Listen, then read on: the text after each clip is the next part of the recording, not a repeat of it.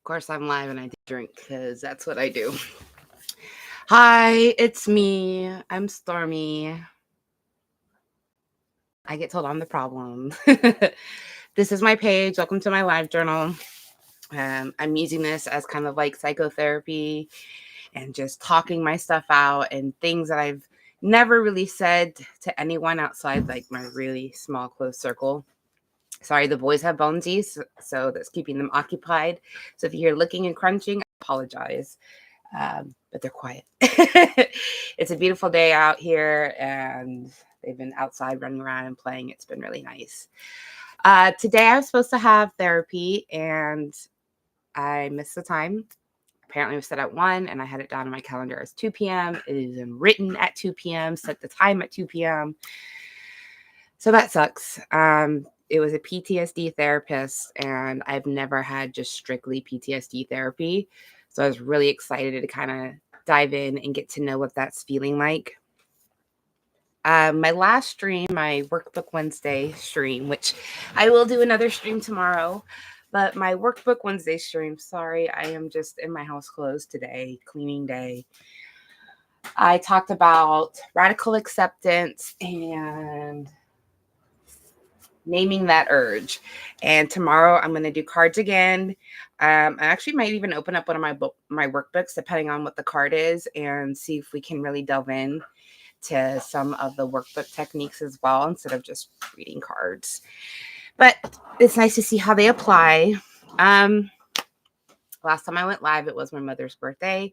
So it was kind of a very heavy mother stream. I do have a father's birthday that's coming up in April. So this month, oh my God, it's this month in 15 days. So I think I will also do a daddy stream or father stream on his birthday and talk about the abuse that I suffered and the fun I had and issues and whatnot. So it's just so much. I remember I was speaking about things and about how, and I don't know if I really delved into this. I am pretty sure my mother's a narcissist, possibly with also BPD tendencies, if not bipolar. She's never really gotten herself checked. I remember when we had our therapist for the incident that happened at the house with me and my sibling and my friend, that I remember her not liking our therapist, and I'm pretty sure our therapist didn't like my mother because she could pinpoint and see how we were acting differently when she was in the room and when she was outside of the room. So I remember always speaking how much I liked Nan and how much I really appreciated her as a therapist, and I felt safe, and I don't know, like I felt light being there. And I remember my mom saying she ran into her at one point later on down the road and how she just snubbed her nose at my mom, which may or may not have been the case, but she does have her own life. She's a therapist, and maybe she didn't want to interact with her clients. Some do, some don't. It's always a good question to ask if you're nearing your end of therapy or while you're in therapy and you seem to have a good relationship. What do you do with your therapist when you see them in the real world? Some will just say nod and just continue on. I've had therapists who are just very much a nodder and continue on. Some may even want to check in with you. Others just may want to pretend like, hey, I have my own private bubble, and that's what they need to do to help keep their boundaries and keep themselves safe while taking on a lot of trauma from others. So with my mother being very judgmental of me, not allowing me to focus on things unless it was like directly school related or something that like ROTC that you could see accomplishments in. Otherwise, there wasn't really much of an interest in any of my creative skills. Oh gosh, yeah, especially my poetry. But I wanted to share a situation that happened in 2019, but the situation actually took place when I was in 7th grade. So my mother likes to claim she protected us from a lot of things. And even though she protected us from a lot of things, when I wrote my letter to her explaining what happened, the things that I've never told her, the things that kind of are making me me, and she just wrote my husband and asked, is this all true? How do we even know if this is true? And I mean, this is I'm exposing myself here. I exposed myself in a 15, I have a letter somewhere. I used to keep my basket over here, so I think it's in the office. Um, but I have a letter that I had sent at 2 different points when I got into arguments with my mother and my father, telling them the real history of me, and neither one accepted. My mother would say, I can't read your stuff because it's too much of my own story and it hurts.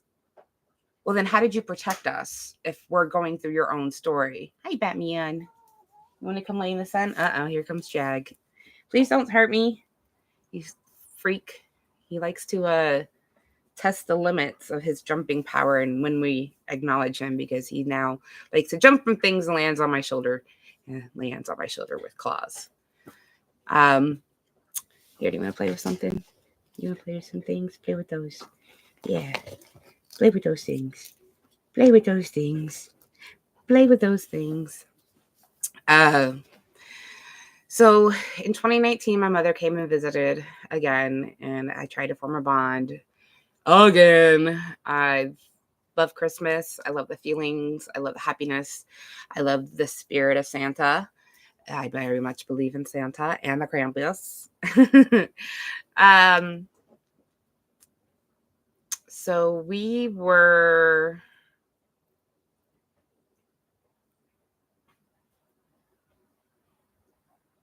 I think we were on our way there. I'm trying to remember how my bestie and her friend went.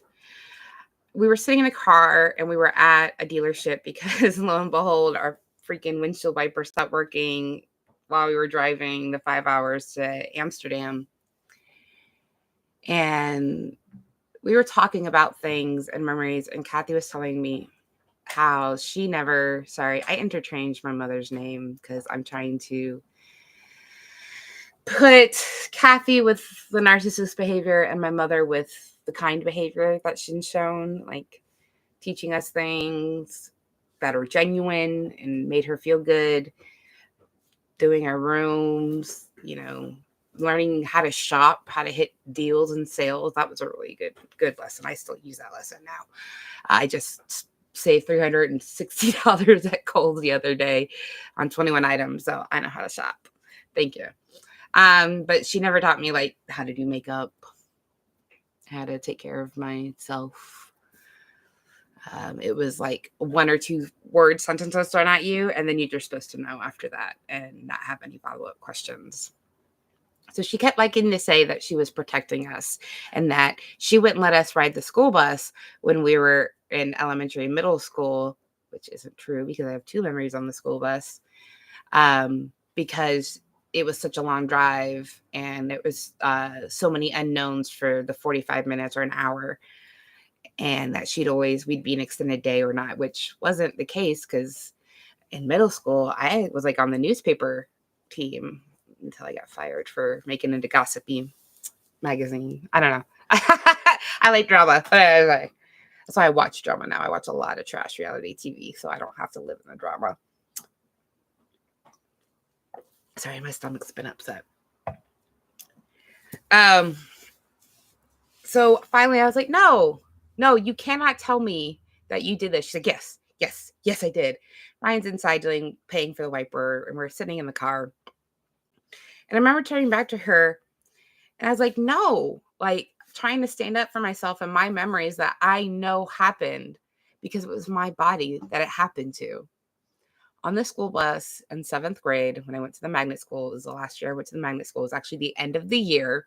And I rode the bus all year home to school and back with 2, 3, 4, 5 boys, and I think 2 girls that I remember, but I really hung out with the boys because I don't know, they were easier to talk to.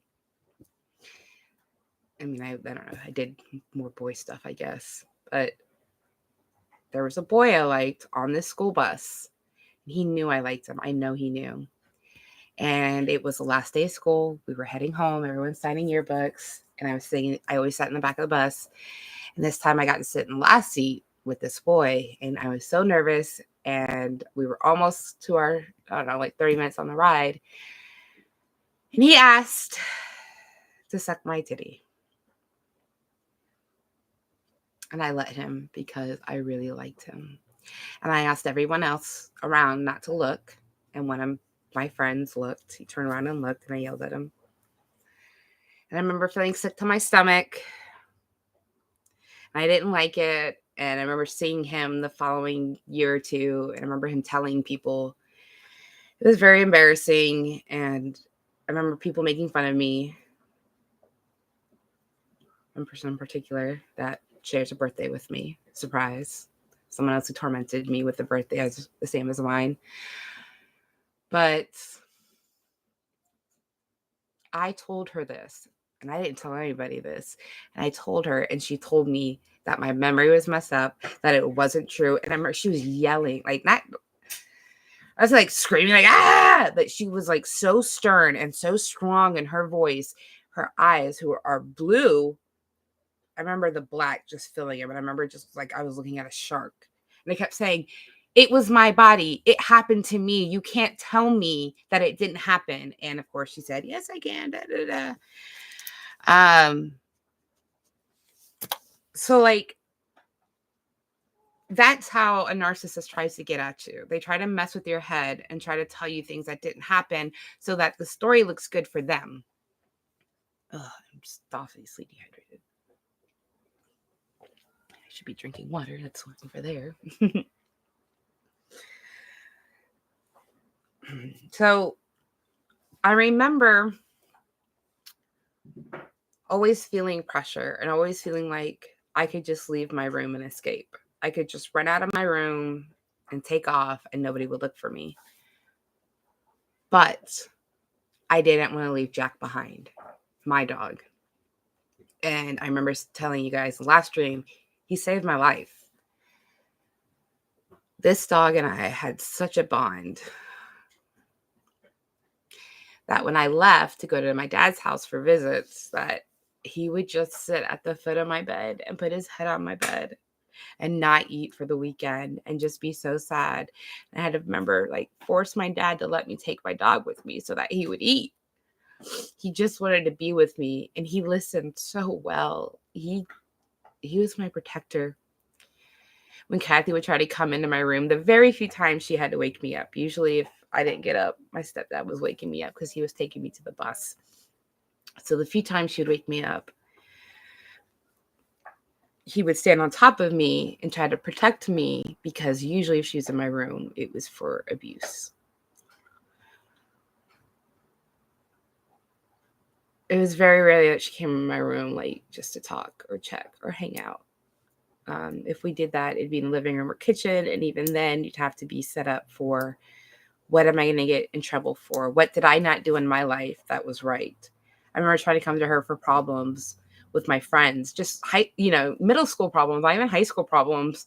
And I had to know what the lesson was. I had to know that this was okay. I had to know that I shouldn't be upset about this. Like, I'm just trying to figure out my feelings, and all of my feelings were always wrong.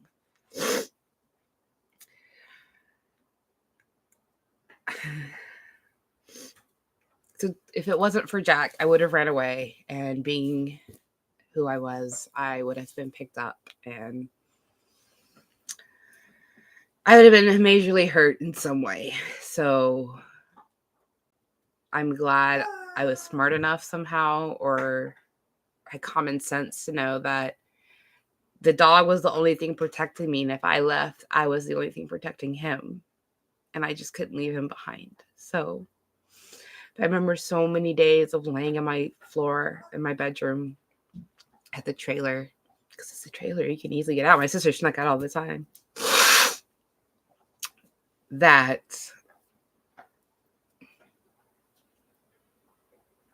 I could just jump out. I could just go. And I would have 8 hours of lead time or 10 hours. She wouldn't expect it from me. I used to have dreams. Oh my gosh. I have dream books that I used to write my dreams. They are still so vivid. I kind of know where they stem from now, so I'm not into writing them down as much. But they were so vivid and so strong, and a lot of them, I mean, I guess I've had nightmares all my life. I would call them horror dreams or stress dreams because I wasn't true. There was a few times I was truly terrified in my dream, and one time I woke up crying because of Jeepers Creepers. Like, I don't know. Jack was with me in that dream. But I'd have dreams of people trying to hurt me, try to kill me, try to R-word me. And I asked my mom about this. And I said, what does it mean with these dreams that people keep wanting to hurt me? And she told me, I'm having the dreams because I just want attention.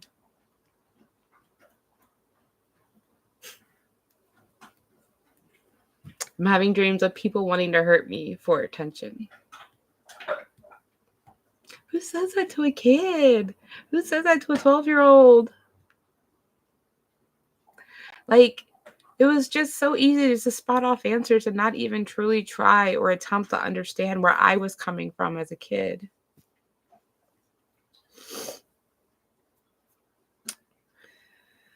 So, my mom being a single mom, obviously we had a babysitter. Oh, the church lady. I think they were either Presbyterian or Baptist. I want to say maybe it was Presbyterian Baptist. I know where the church is at. And now I know that there's a mosque built next to it. So, yeah.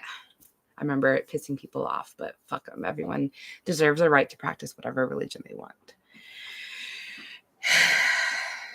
Even if I don't believe in it, it's to them, to each their own. You don't hurt children. You don't hurt animals. Leave the innocent alone. Do what you want. Do what makes you happy.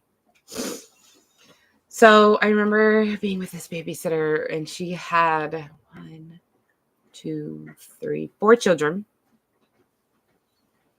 And we had to go to church quite often. Church was fun sometimes. Sometimes it wasn't. I would get in trouble and have to go sit in the adult church. And I remember one time I had to sit in the adult church, and there was this guy visiting. I think it was someone's son from college, and he was playing piano. And it was so beautiful. And it was so passionate, and it moved me in ways I never knew. I had no idea the feelings I was feeling inside of me. It was so beautiful. I was attracted to him because of the beautiful music he was playing. And I was a kid, like 10, 11, 12, somewhere around there. Maybe even 13. I can't remember when we stopped going to the babysitter. I think my sister still went from time to time, but I eventually didn't have to go. But we spent some formative years with this babysitter, and couldn't watch a lot of TV. And the TV we could watch was like Barney, Sesame Street.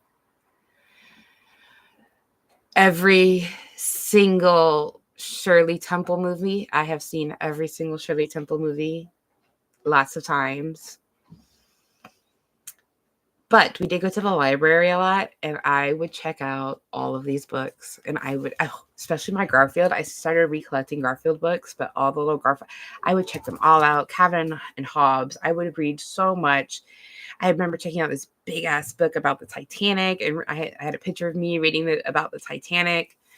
They lived in a apartment complex that was behind a graveyard, and there was an entrance to the graveyard.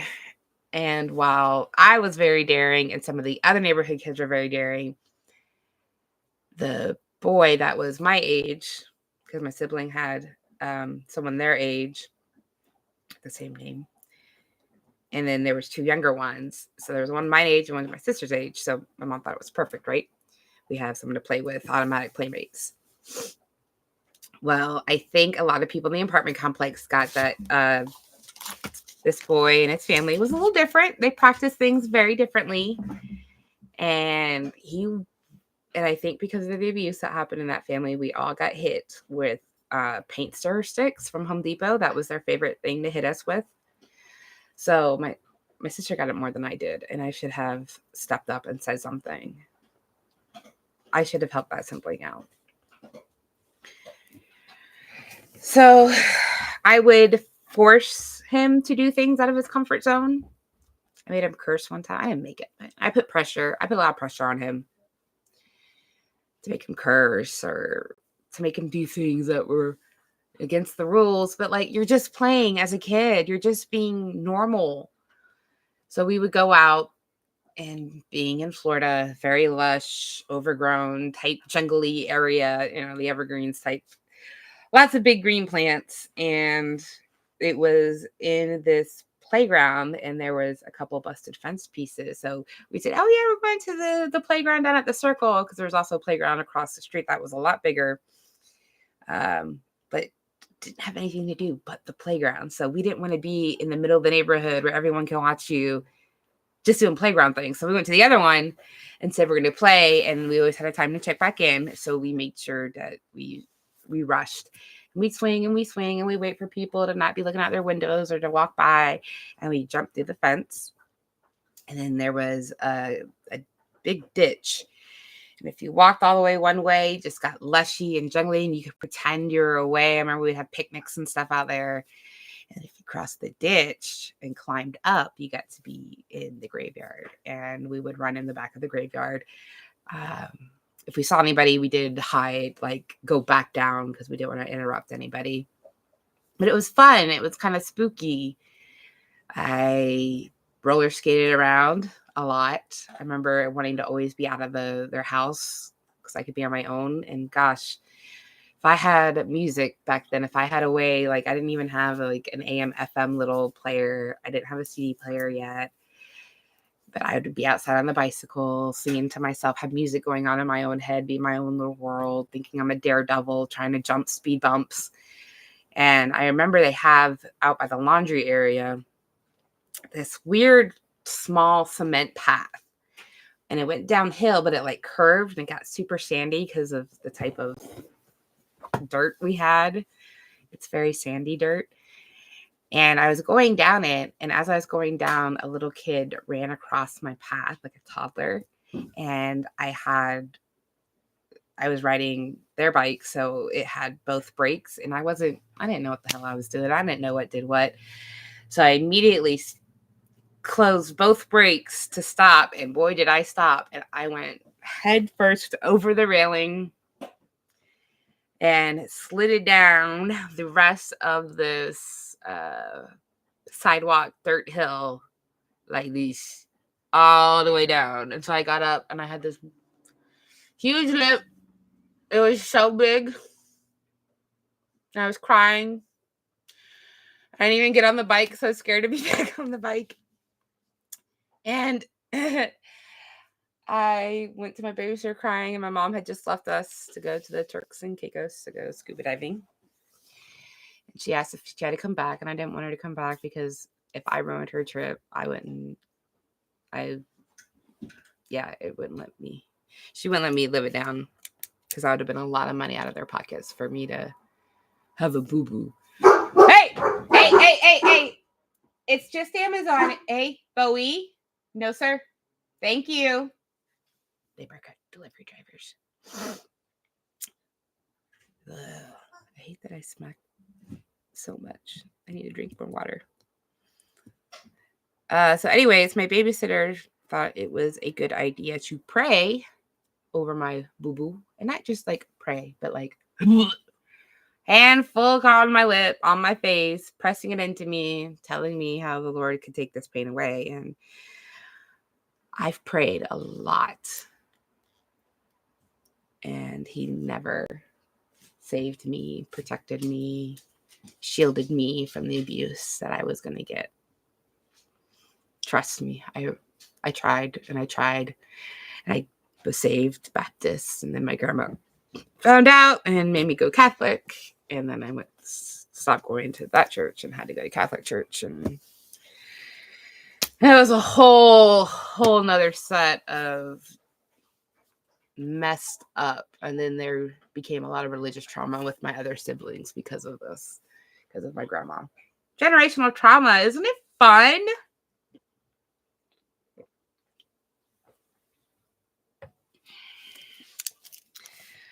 But yeah, this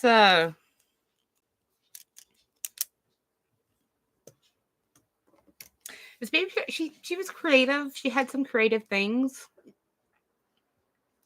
but we still weren't allowed to be us. And I remember the games we had to play, most of them, unless it was like Monopoly Junior or Scrabble Junior, had to do with learning about the Bible. And I remember they gave me a kid's Bible. I should bring glasses. And they gave me a kid's Bible. I actually had a lot of Bibles. I don't have any right now. It's a Bible. I don't have any Bibles. Hang on one second. Ah, there it is. Yeah. Okay. Anyways, told him that I had an alarm set for my appointment, but I missed my appointment anyways. He doesn't know that. He'll figure it out if he decides to watch the stream. I'm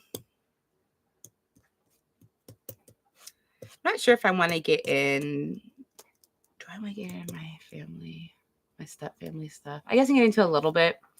So I think I've known my step family since definitely 6, but I'm pretty sure I was 5 when I met them, because I think it was the summer I was turning 6 that I was with them. And I was swimming in one of the pools that one of the family members has. And everyone was jumping in, and I can swim and all that.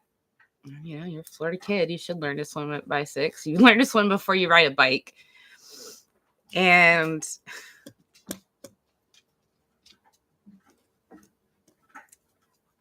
I don't know. They were just being goofy and jumping into the water. And I wanted to be goofy and daring. So I thought I'd do like a spin as I jumped in.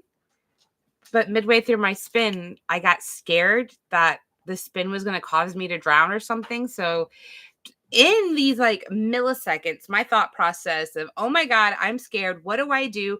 I'll just grab onto the side of the pool. And as I'm coming down, I won't go all the way in the water and become disoriented and not be able to get back up. I'll just be able to grab onto the side and push myself up as I'm coming down. A 6-year-old does not understand gravity. Nope. So I did everything, put my hands down, and as I don't know what I was trying to do, but instead of trying to get up, I just went show face first into the side of the pool, concrete area, and this tooth, all of this tooth were gone when I got out of the pool, and I was just dripping blood. Everyone was freaking out, and of course, they probably thought I did it on purpose. Everybody was freaking out. We were having this huge party, so like all of my step family's there. And at this time, I believe my mom's still in Alabama, so I had to be rushed to an emergency dentist. And well, before we got rushed there, people were looking for my teeth in the pool. I remember my cousins looking for my teeth in the pool until someone like tilted my head forward and they saw like the ridges of my. Please don't stop.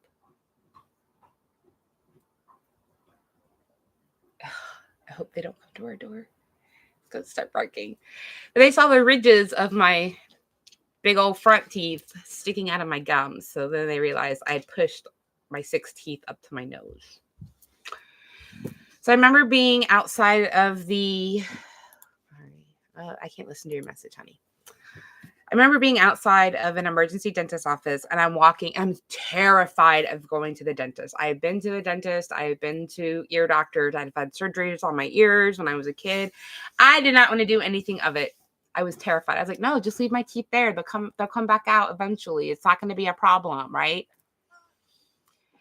I'm walking up and down, and there's my whole family sitting on the curb watching me try to make this decision as a kid to go in and get my teeth pulled out. What are you doing? Why are you backing into my driveway? Can I pause the live? Oh no, you're gonna make my dogs bark.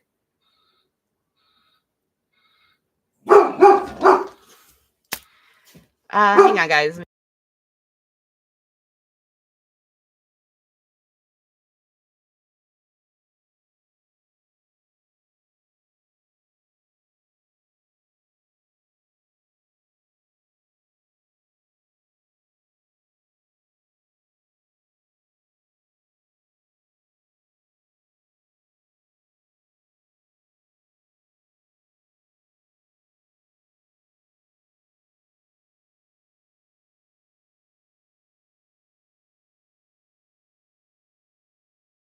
Okay, sorry. Someone backed into our. Oh no, my duck! All my pillows are falling down off this couch. I need a new setup. This couch is not working the way I want it to work. It's a piece of a sectional that I just threw into the side, so I have more room to relax. So yeah, so it felt supportive at least. I felt like I was thought about and cared for. All I remember from that is being wheeled and seeing a white light, and then I came out. And it took almost 2 years, because I was 6, for my front teeth to come in. So yes, I got to hear that all I want for Christmas is my 2 front teeth from everybody. I got picked on for my not having teeth, for my really thick eyebrows, for my last name being a color. Yeah, I got picked on for a lot of stuff. But it was just, kids doing, I don't know, learning boundaries, doing what they know, picking it up from their parents.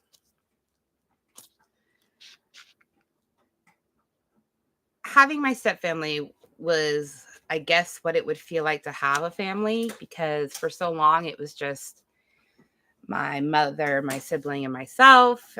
And from time to time, their dad or my dad popping in. Then my dad got a girlfriend, which upset me because I was like, I don't even get to spend time with you now.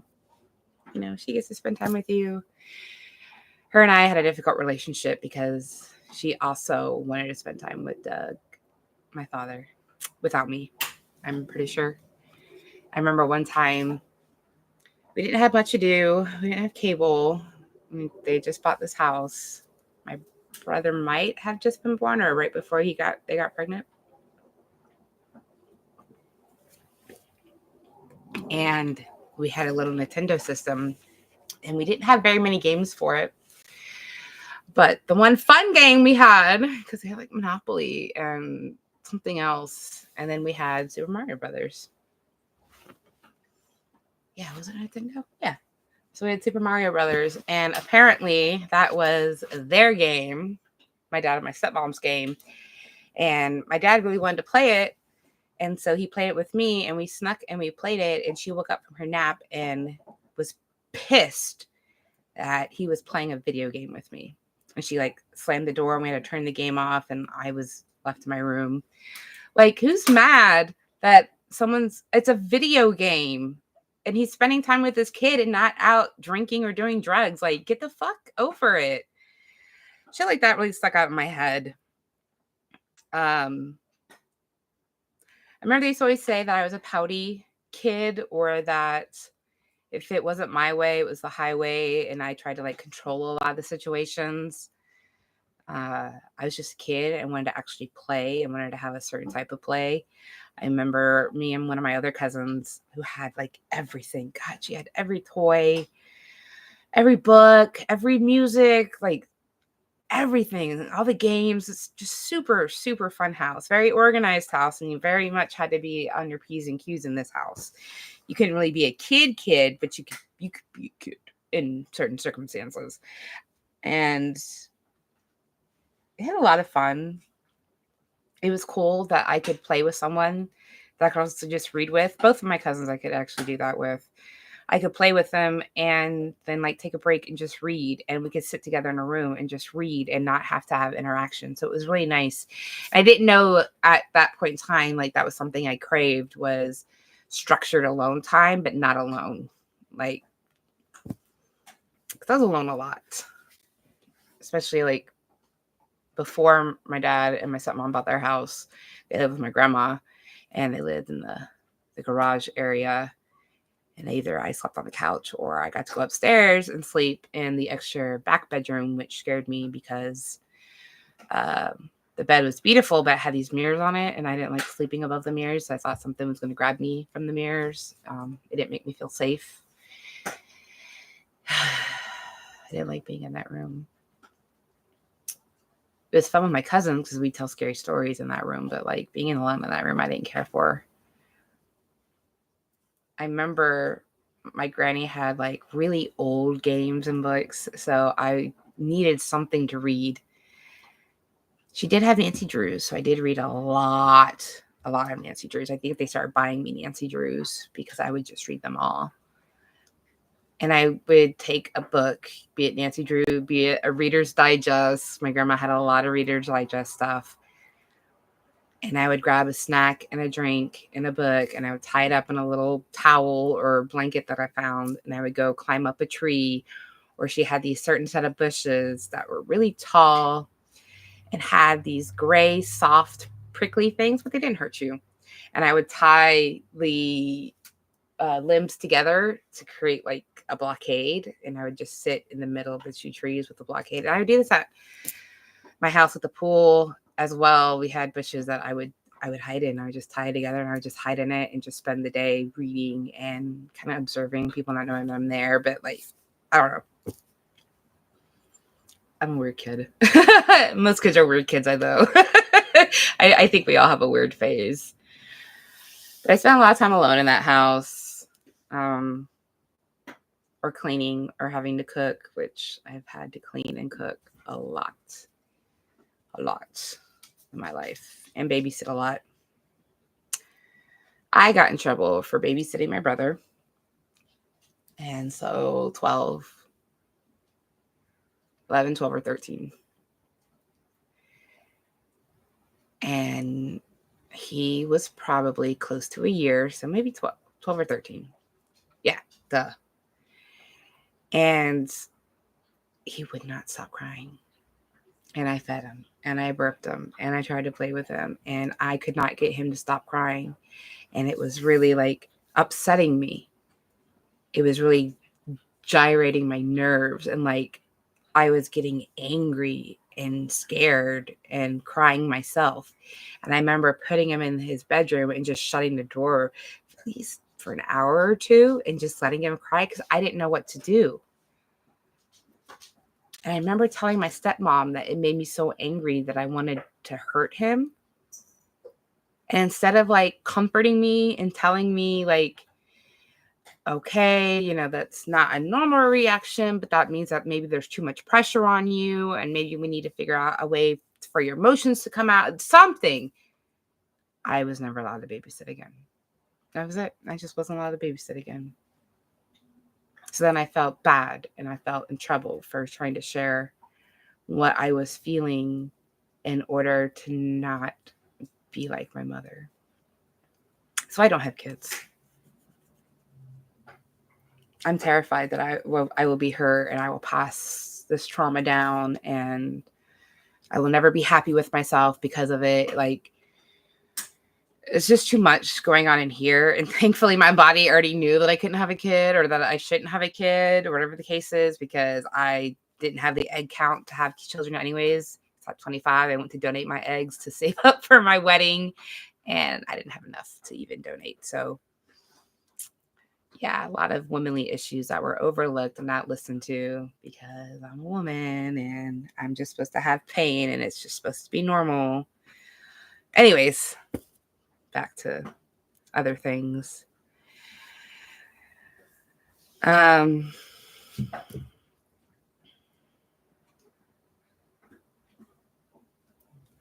I just remember being with a family that I didn't fit in with their family because I didn't have certain manners or certain rules, or I didn't listen to certain things, or I didn't act a certain way. I was watching things that, like The Simpsons and things that they didn't care for. Hi, Foxy. It's my baby Foxy. Saved him from a box with his brother. December 19th. 19.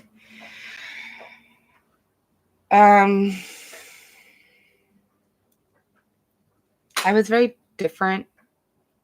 And I think I got that more from my dad, which made me very proud because he was very loud and boisterous. When my father was fun, man, he was fun. Like, he was a fun, cool dad. Everyone wanted him to be their dad if they didn't know the other drama behind it. And it was so intoxicating and so enveloping, and you couldn't help but just have fun or be mad at him and judgmental of him because he's not being an adult. But, excuse me, lunch. Because of him, I was able to, like, I don't know, just be a kid. I would get dirty and run around and roll around in the ground and make up things, and we'd always go play kickball or softball when we had Sunday family dinners and just go out and do things. And oh my God, we went to the roller rinks. Those were so much fun. I remember trying to race my aunt one time and she whooped my ass. Whooped my ass. I loved it. Like, those are fun things. And slowly just stopped doing a lot of the fun things. I don't know if we just got lazy or tensions were growing, but eventually it was just us kids hanging out. And then even the kids stopped hanging out. And it was just me hanging out with the younger siblings that were at least 10 to 15 years younger than me, because I wanted them to have the same experiences I had. Like, oh my God, Easter with this family was huge. I don't know if we had like 200 or 300 eggs, but you got to, let me do some math real quick. 1, 2, 1, 2, 1, 2, 3, 1, 2, 3, 4, 5, 6, 7, 8, 9. I don't know. Yeah, at least 15 to 20 people at Easter. And my grandma did the holidays so big. It was really, really amazing of her. Christmas was big. Easter was big. Halloween wasn't so big because we just dressed up and went out. But at least all went and did it as a family, right? So Easter, even though I had to wear dresses and be pretty, like, Easter was fun. We'd always get big baskets. Get baskets at my mom's house. I got baskets at my dad's house that would hit. We'd play hot cold. Sorry. That was just a really good memory. My dad loves hiding our gifts and playing hot or cold with us. Like, you could tell he really just enjoyed that part of being able to be a kid with us. Baby, you have to back up. Stop, you're sitting on the cat. You can't sit on the cat. I know, I'm okay. It's okay, Ziggy. Go get your bonesies. Where's your bonesies? Go get that bonesy. Go get it.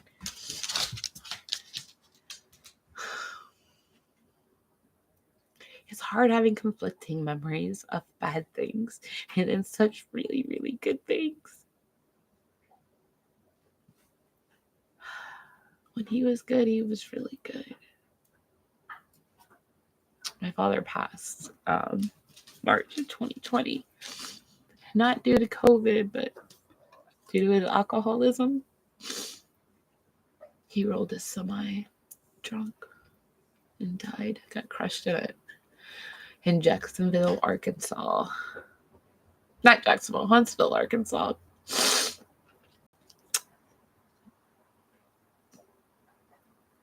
It's hard because when you're with my father, like, he can make you feel on top of the world.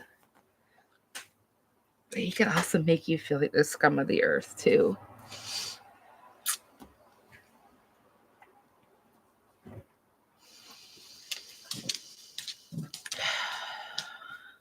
I have very unresolved issues with my father because I felt like my father only used me as a bragging tool, that I did all these good things and, like, he could use it even though, like, he wasn't there a fraction of the time to help mold me in whatever way.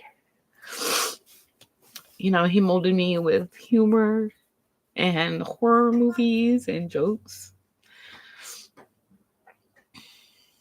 I got my big laugh from him. I got my big smile from my mom. Like,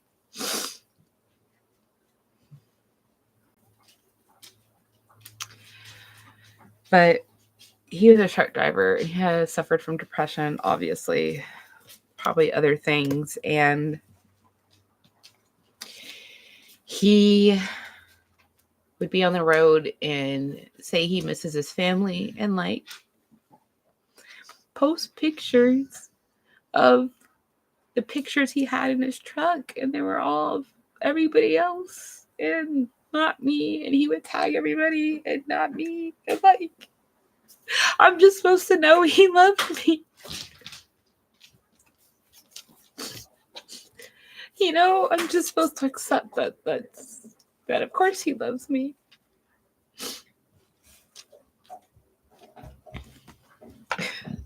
You kicked Foxy out of his spot, dude. This paw is on me right now. It has to be touching me. Anyways, back to Easter. The hot and cold game. So then I go to Granny's. They be cooking cabbage and beans and lamb and pork and this and that. We'd have so much stuff, so much Irish food. But we get these huge baskets. And it wasn't just baskets she went and bought. She handmade like each part of these baskets to put together for us. And they were so pretty. And I loved, my favorite thing that she would get us was the bubblegum carton eggs. Like they'd be egg shaped, almost like robin's eggs or whopper eggs. And they'd be bubblegum. And I would, oh my God, I would devour that. So while we would be opening our baskets, some of the adults were outside hiding the eggs. And so we weren't allowed to look out there, even though you could see eggs right away. And when we finally were able to go outside, we go outside and sit under the garage, under the porch, and Grandma would lay out the rules. And you can only bring like 3 eggs up at a time. And each egg color and size means something different. And she'd have all these like fun, I don't know, like samples and makeup and trinkets and jewelry and nail polish, just all this random trinket stuff. She'd give out cash, she'd give out candy. Like, you found a really big egg, you got cash. So like, you would really clean up on Easter, and it was so much fun because it felt like you were working for it. And if you found an egg from the year before, you got a bonus because we never find all the eggs. It was so much fun, all of us running around and the adults like over there, because even the adults, like after all the kids got a couple rounds, the adults went and got stuff because she would have kid stuff and adult stuff that they would get too. Christmas is a fun time. It was a big potluck. Everyone was cooking and bringing desserts, and we'd have a tree in the living room, and it'd be piled so high with presents because the same amount of people are spending Christmas together, and every family's buying for every other family, and Grandma's buying for every family, and you're buying for Grandma and Grandpa. Like, there's just so many gifts going around, and it was so nice. And it was so nice when they would include my sibling and give them gifts and make them Easter baskets, just so include her, because she didn't always have anybody, you know. I mean, she got to do a lot of things that I didn't get to do because of the fact that I had a family, a lot of extracurricular activities. So maybe it was equal. You know, maybe, hopefully she didn't feel left out. I would have felt left out, I'm sure. I don't know. I could tell she didn't feel like she really fit in with the family either. I know she enjoyed being over there. I know she really enjoyed being with Susie and helping taking care of the kids. Like, she really enjoyed taking care of kids a lot more than I did. Oh, man. A lot of fun times with certain people of the family. A lot of fun times with my cousins. I like that we played outside a lot and made up our own games. We played Mortal Kombat in the pool. Mortal Kombat in the pool. We'd play, I don't know, Freddy Krueger, Jason with the shadows in the front yard, the cul-de-sac, because they lived in a cul-de-sac. All the neighbor kids would come over, and like cops and robbers, just fun stuff, just being a kids, being adventurous, running out in the woods, like getting dirty and beat up and having bees chase you and breaking things you're not supposed to break and hiding it. Like, I don't know, just a lot more freedom than what I got at home. At home, I was cooking and cleaning the house or the pets or watching my sister or doing homework, or I just had to be available for my mother. So I wasn't even allowed to have friends over, and I didn't get to go to very many friends' house. So like in high school, it was really hard to make friends because of the limits I knew I had. The only friends I made was in ROTC because I spent most of my time with these people.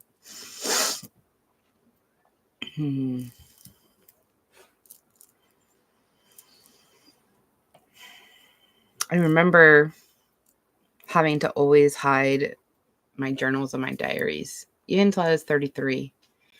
And she would visit in 2019 because I know she wanted to read my thoughts. And which sucked because once you get that toy fancy, you got that toy fancy. A lot of my journal entries and diary entries blamed myself for the things that I did wrong, or why I wasn't stupid or smart enough, or why did I not have common sense enough to do this or that.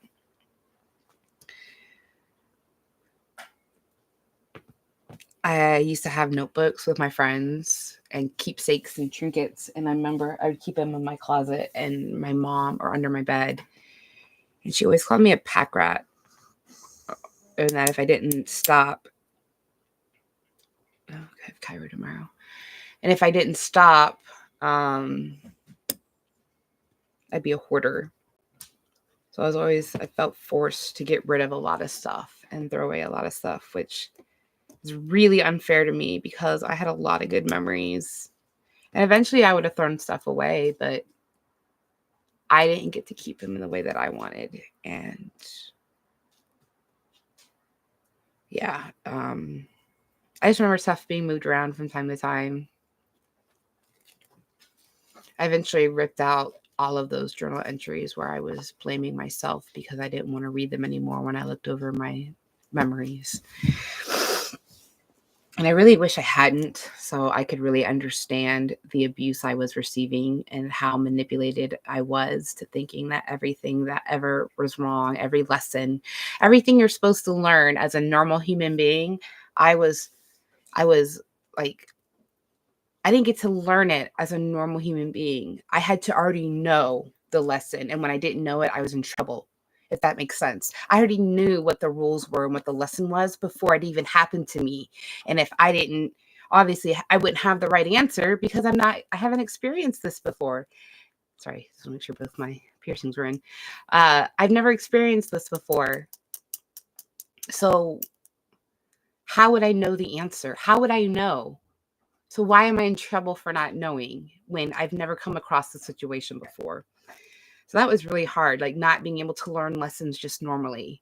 Don't touch that. It's hot. Okay, it's hot. Oh, you touched it? Did you get burned? Well, good. Now let me harass you more about it, or let me slap you for it, or let me berate you for it. Like,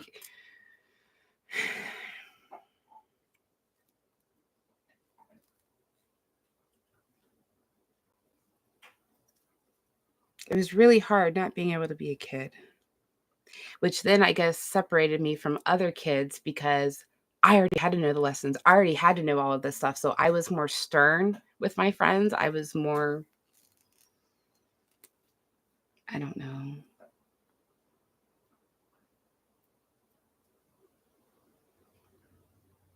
I expected more, I guess, from my friends because so much was expected of me.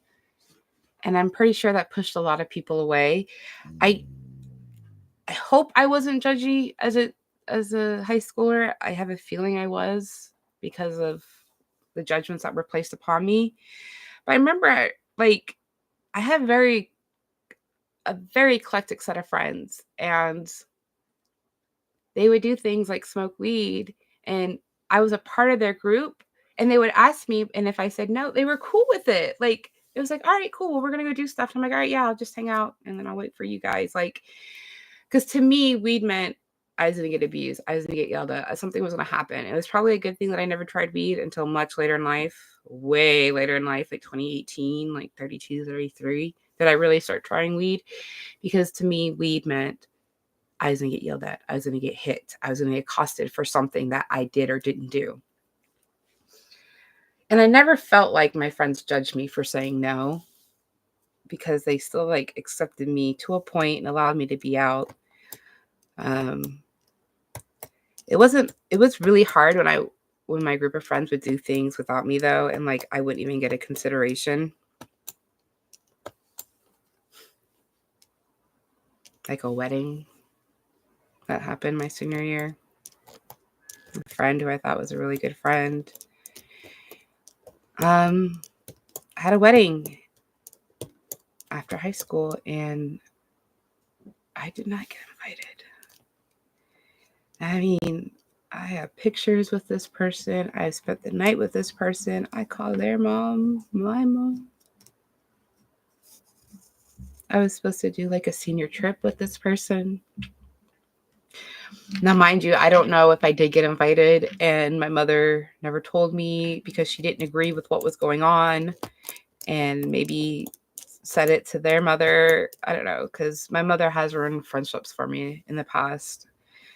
One of my best friends, who thankfully I'm still in contact with today, we're not as close, but we still care for each other, especially when each other's hurting, and I really respect that. She's a really, really good friend of mine, and someone that like made me feel safe. Her family taught me how to play magic. We watched horror movies together. Like we were so much as a one unit. Like we would be on AOL chat rooms. She made a friend from one of those chat rooms. Like we were bullies in those chat rooms. It was awful. We would dial random people's phone numbers and talk, just kid stuff. She was adventurous like me. It was so much fun. They would take us camping. I listened to a lot of Queen with them. And I was starting to get a different group of friends, a more alternative group of friends again. And they smoked weed. And I had wanted to invite people over to my house because I wanted to be able to do stuff the way other people did. And so I wanted a bunch of people to come over so we watch horror movies. And my mom just wanted to be in the middle of it. And she said she saw someone exchanging pot in the driveway with one of the friends. Like, basically, she accused my best friend of smoking pot. And I trusted her because I thought she was always looking out for my best interest. And my friend hadn't. And she did a drug test. Like, it was really heavy shit. And their families was mad at my family, and like I was in the middle of it because I thought I was following what was right by my mom, and I lost that friendship for high school. We moved.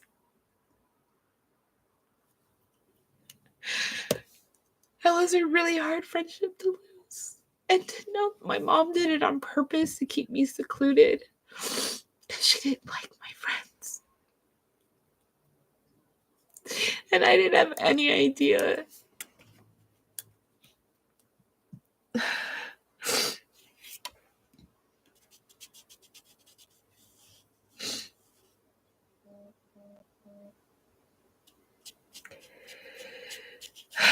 I'm thankful years later that she accepted speaking to me again.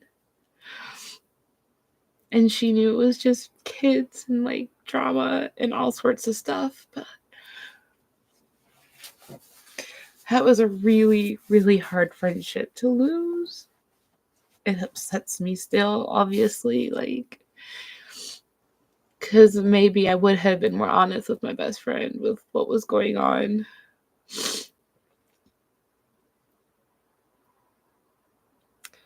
Nobody knew about the abuse I was going through except my dad and my stepfamily. And I'm very angry with my stepfamily. I'm not sure if I said this before, but it's a memory that I have that sticks out. And someone was making light of my reaction when yelling happens. And they said, "Hey, Steph." I don't like that name anymore. "Hey, Steph, what do you do when your mom starts yelling at you?" And I was like, "I do this. I try to hide my face so I don't get hit."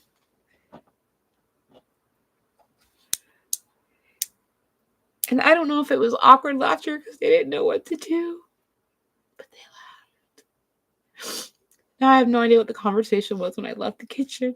But I remember, like, you see that that's not a good response. Why wouldn't you do something? Why wouldn't you help? Why wouldn't you say something? Why wouldn't you do anything? Instead, you just judge me and condemn me and give me shit. You know, you're supposed to love me, don't you want to help protect, save the innocent kids? But we weren't worth it, you know? Worth is a very big issue I have with my value. Where did I get these claw marks from? Claw marks everywhere. God, I can't believe it's already been an hour. Oh, this is insane.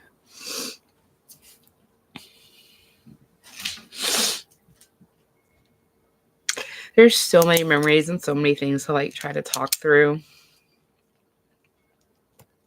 Good and bad. I try not to make them super heavy. I try to acknowledge there was good in certain parts. But the good isn't what's harming me and keeping me from being able to grow, unfortunately. Hey. Bowie. Hey. Bowie. Out of my window. Hey. Out of my window. Good boy. Come on, Buppy. Go. Quit knocking my ducky over. Oh. Get out of my window. It's just someone walking. It's a nice day. They're going to happen more. Good boy, though. Thank you for letting me know, Bowie. Thank you. Where's that Bonesy? Go get it. Training the puppy to not be crazy at my window. This is the first time we've had nice weather for a few days, so he's not used to people walking and kids out playing. And so, more training.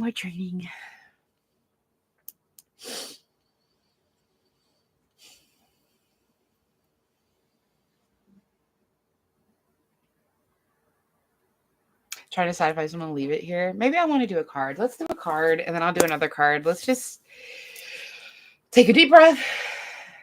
In through the nose, out through the nose.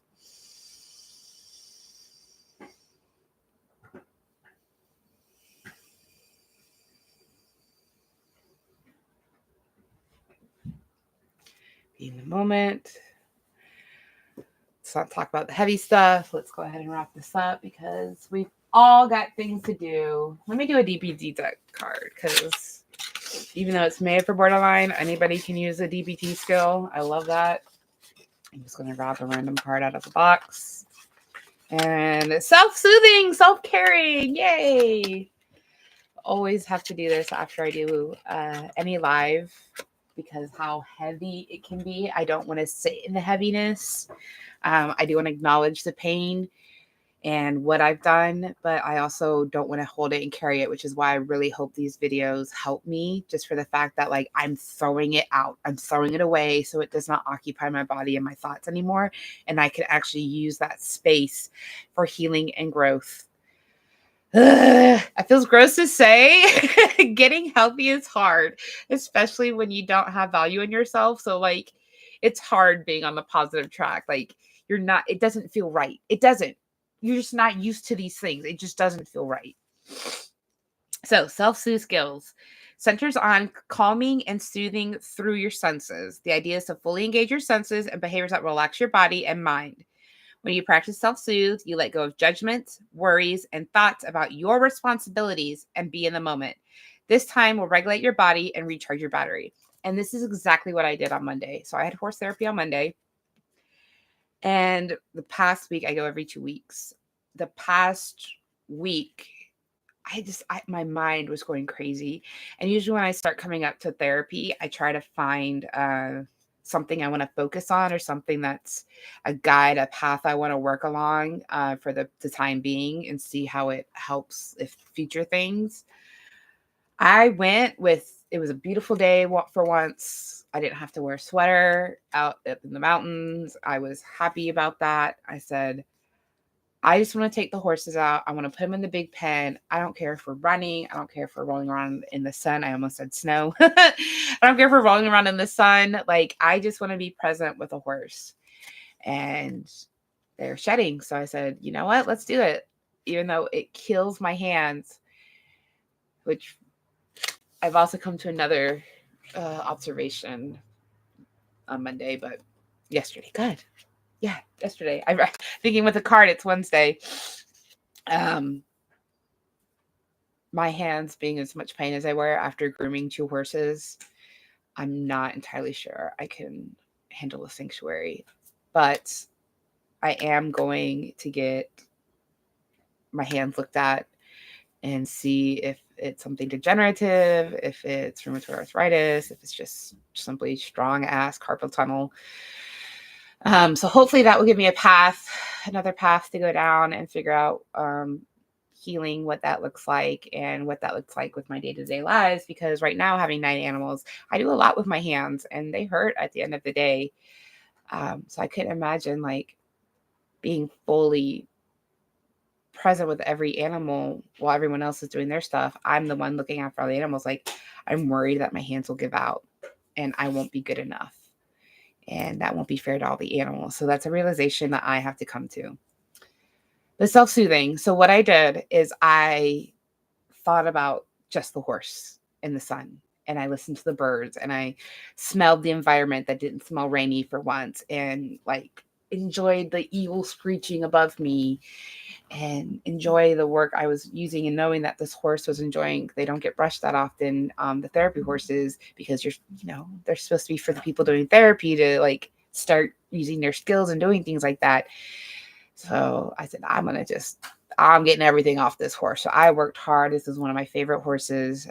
She's a very big cuddle bug, very present, very demanding of my time. So sometimes I have to work on boundaries issues with her to not just give myself over to this horse, which is all I want to do, is give 100% of myself to this horse, which doesn't help me because then I'm just doing that out in the real world. I'm giving 100% of myself and not receiving anything back. That's not fair. So I loved on the horse and brushed and brushed and combed and brushed and combed and brushed and combed and thought about absolutely nothing but that horse. And it felt so good to have my mind empty. I didn't have music in my head, which is very rare. I always have music in my head. It felt so good to not have to think. And that's what I do when I'm done with one of these. I'll go and I'll actually pull out my coloring books and my markers, and I will put on a trash TV, something I've already watched 100 times. I don't have to think about something stupid that I know has nothing to do with my life, and that, there's no lesson to be learned. It's just strictly just trash and color. And there's nothing going on in my mind because I'm just listening to the stuff I already know. So it's actually integrated in my head that I've already seen this. So I'm picturing it in my head as I'm coloring. So I don't need to look up. I don't need to focus on anything else except the animals. And I just color.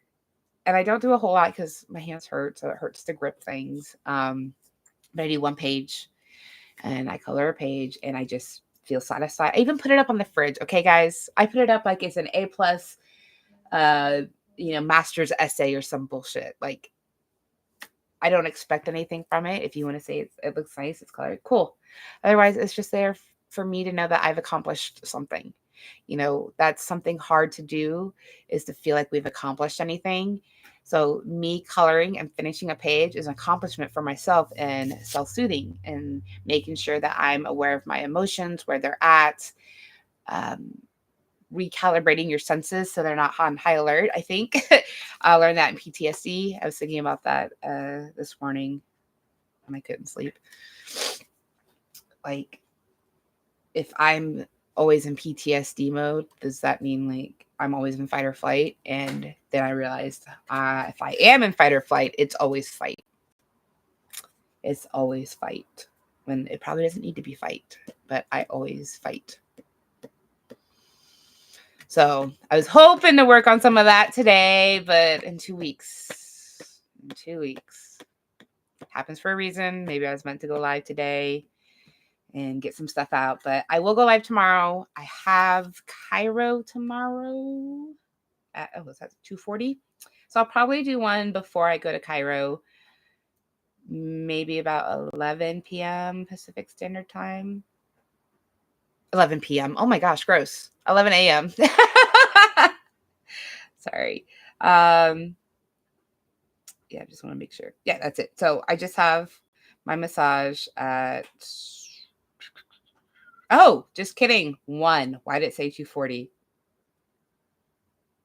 yeah, I'll probably still do something maybe around the 11 a.m.